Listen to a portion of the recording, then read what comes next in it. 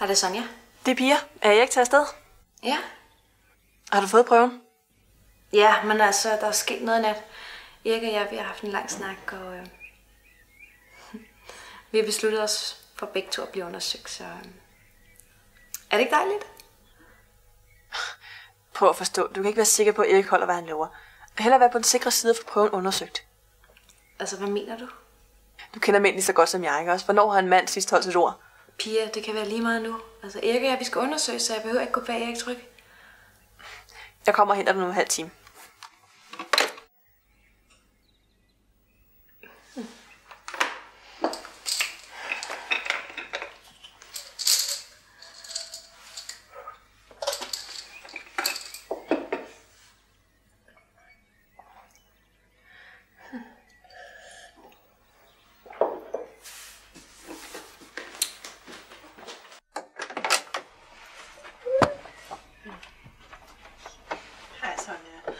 Undskyld, jeg sådan lidt hurtigt på, men det bliver altså nødt til at blive gjort ret hurtigt. Okay, men altså, det kan også være lige meget nu, fordi Erik og jeg har aftalt sammen. Og hvor lang tid tror du, at man trækker undersøgelsen ud?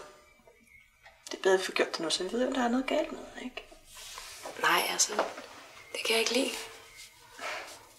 Giv mig nu bare prøven, så jeg kan få den undersøgt. Giv mig nu prøven, så er jeg væk herfra igen.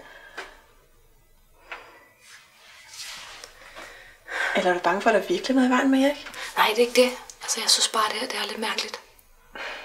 Det skader jo ikke nogen ved at give mig prøven, vel?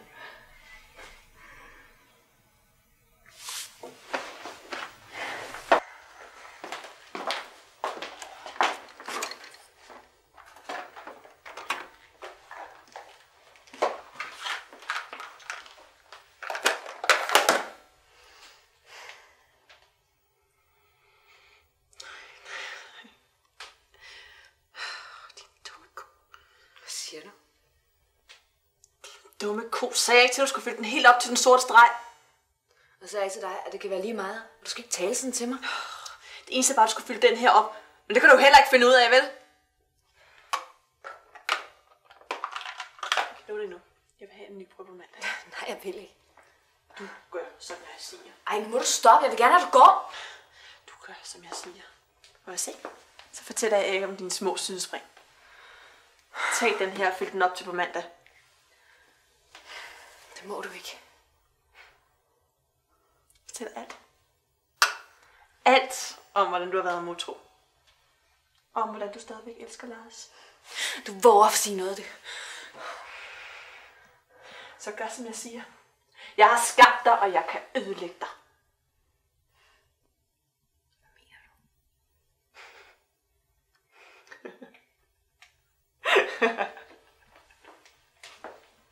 Fatter du det virkelig? Hvorfor tror du, jeg har dækket for dig, når du skal besøge Lars? Det var da kun for, at jeg kunne have noget på dig, så jeg kunne udnytte dig. Min rigtige veninde ville aldrig gøre sådan noget. Du faldt for det, fordi du aldrig har haft en rigtig veninde. Du er lige så ødelagt op i dit hoved som Lars. Måske skulle du blive her hos ham. Så kan jeg ikke også få en rigtig kvinde, der ved, hvad det er, han har brug for. Skulle det så være dig? Erik er den eneste mand, jeg nogensinde har elsket. Og nogensinde vil elske. Men han vil ikke have mig. Så den eneste måde, jeg kunne have ham tæt på mig, det var gennem dig. Derfor forlod du Lars. Derfor er du sammen med Erik i dag. Og derfor skal jeg have den prøve, så jeg kan få Eriks barn. Så han altid kan være hos mig. Du er syg i hovedet. Du får sgu da ikke en skid. Jeg siger til Erik, du er blevet sindssyg, fordi du ikke kunne få ham. Erik har mere tillid til mig, end han har til dig. Fordi jeg forstår lidt. Jeg kender Erik bedre end dig. Jeg kender hans familie. Jeg kender hans historie. Og jeg kender dig bedre, end du gør. Jeg kender din historie, og jeg kender dine forhold. Jeg kender endda din menstruationscyklus bedre end dig. Fordi jeg styrer det. Hvad tænker du? Fordi jeg styrer, om du skal have børn. Hvorfor tror du, jeg har bedt om at tage vitaminpiller i weekenden? Hvorfor tror du, jeg altid henter kaffe til dig på kontoret? Jeg har givet dig p-piller, din dumme ko.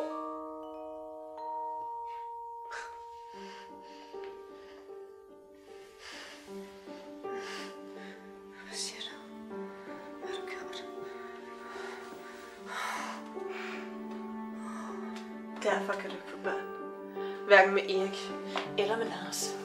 Jeg skulle kun vente til det tidspunkt, hvor du er blevet så sindssygt, du vil gøre hvad som helst for at få et barn, så jeg kan få den prøve. Men jeg havde ikke regnet med, at Erik ville vende sig imod. Det skal jeg nok også få betalt.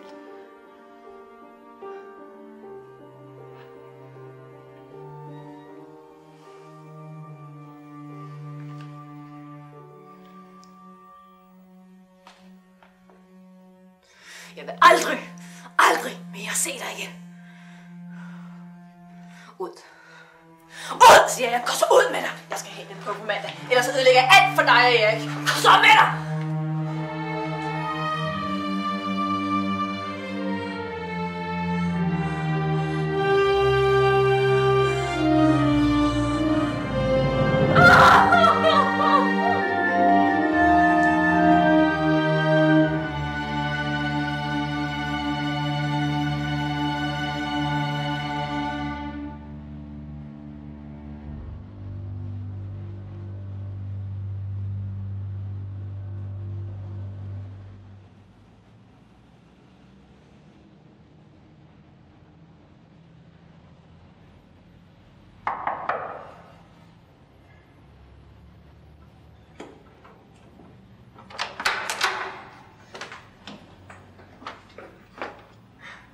Siger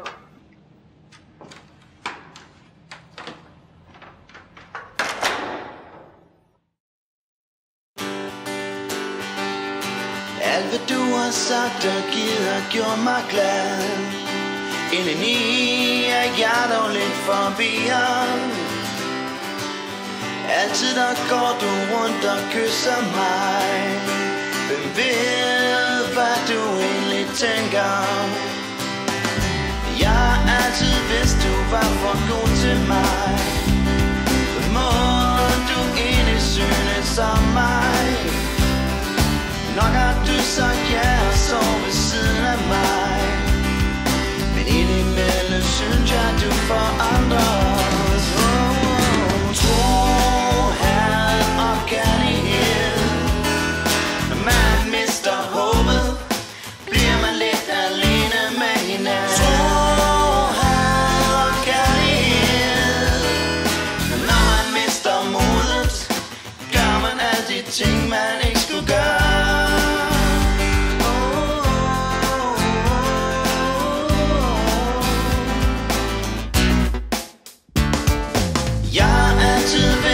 Var for god til mig. Men må du egentlig synes om mig? Nok har du sagt ja og så ved siden af mig. Men indimellem synes jeg du får